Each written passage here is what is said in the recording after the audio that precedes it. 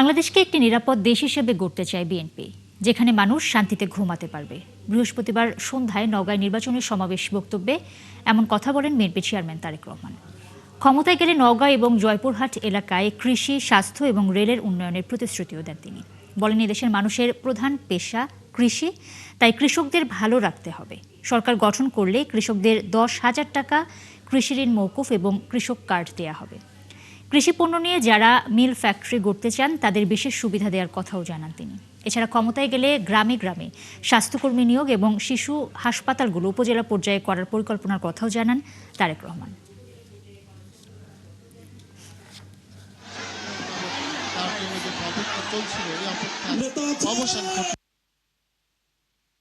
আজকে সকালে আমি রাজশাহীতে ঘোষণা দিয়েছি, ইনশাআল্লাহ বিএনপি সরকার গঠন করলে এখন এই মুহূর্তে যেই সকল কৃষক ভাইদের 10,000 টাকা পর্যন্ত ঋণ আছে, কৃষি ঋণ আছে, আমরা সেই ঋণ সুদ সহ পুরাটা মওকুফ করবো ইনশাআল্লাহ।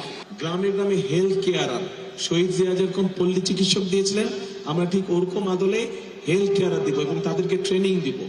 ট্রেনিং এই জন্য দেবো যাতে করে তারা গিয়ে ছোটখাটো অসুখ, মা বোনদের ছোটখাটো অসুখ যাতে তারা ঘরে বসে ঠিক করে দিতে পারে।